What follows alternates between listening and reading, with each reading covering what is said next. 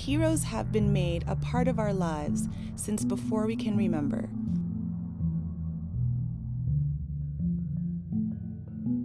And it is not far behind these heroes that a villain lurks. Many examples in contemporary culture of both good and evil could be viewed as personified versions of animal or demon selves.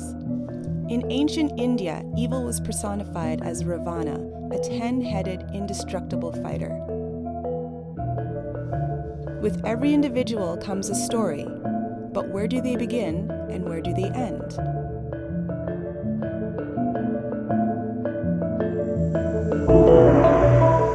This is the tale of one such story. Not always having been a saint, it wasn't until the true love of two birds took his breath away with one fatal swoop of a hunter's bow that his fate was soon to be realized. It was after the heartless murder that Valmiki cursed the hunter, and his gift for verse came to light. Brahma came to Valmiki in a vision, his figure washing into him with golden waves. Brahma blessed Valmiki and wrapped him in a golden aura, relieving him of his sins and those of 100 lifetimes previous. Valmiki, I want you to compose the life of Rama in the meter of the curse. You will see clearly not only into the prince's life, but into this heart, and Lakshmana's, and Sita's, and Ravana's. No secret will be kept from you, and not a false word will enter your epic. It shall be known as the Abhikavya, the first poem of the earth. It was this, the story of the perfect man, that gave birth to the Ramayana and the first epic poem recorded in history. This epic, as well as others, has lived on through its retelling.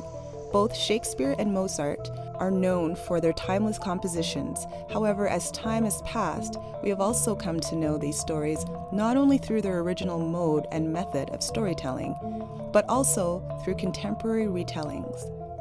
From oral traditions to written traditions, as technology has advanced, so too has the mode and medium of sharing information.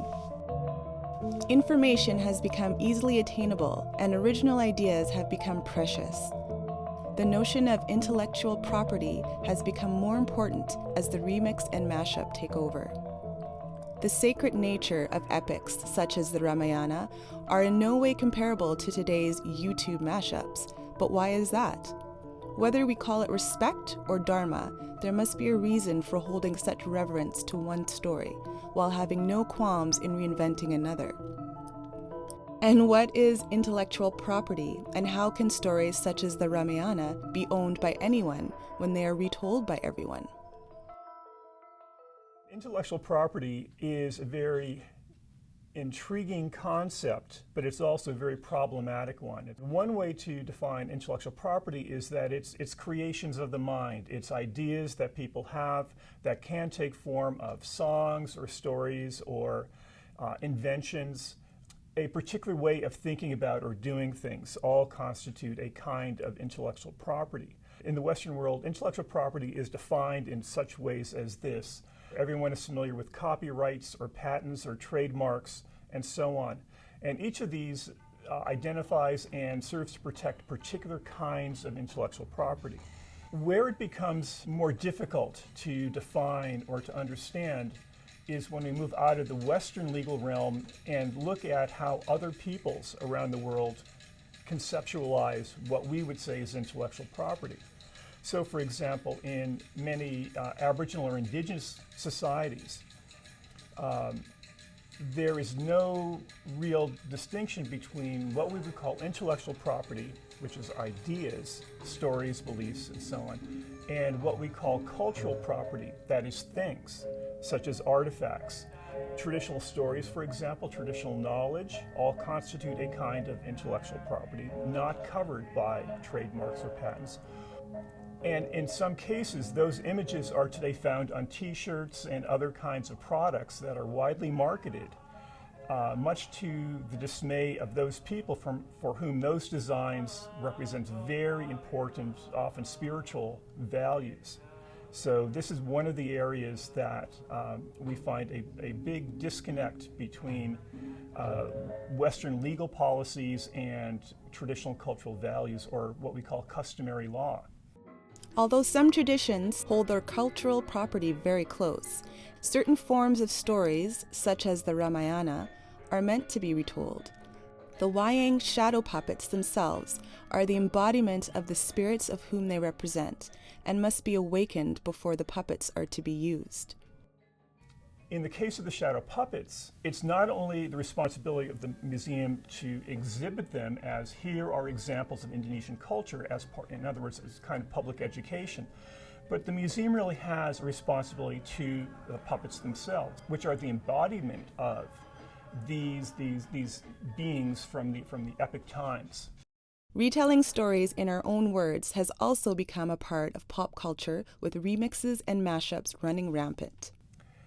Intellectual property is something that everyone recognizes as soon as their intellectual property has been threatened.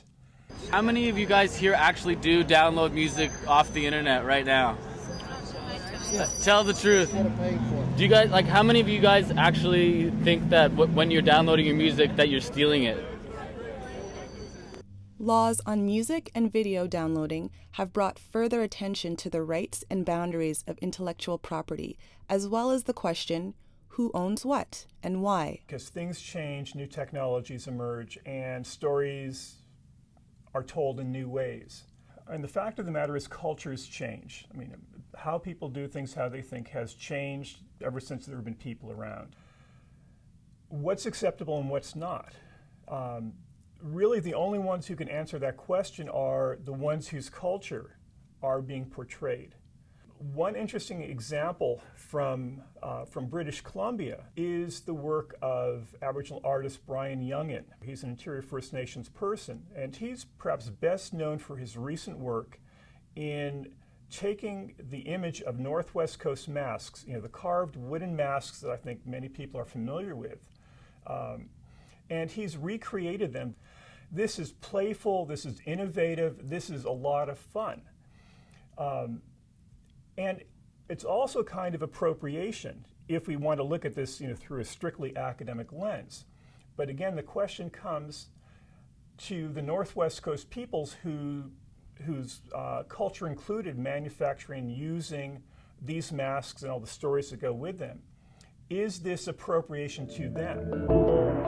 In Valmiki's epic, the Ramayana told the tale of many characters, many of whom followed their dharma or righteous path, and in turn showed us how to do so as well. Valmiki himself followed his dharma by composing the longest epic known to man, as was requested by Brahma himself. Is it possible nowadays to follow our dharma and create new ideas while maintaining a respect for the old?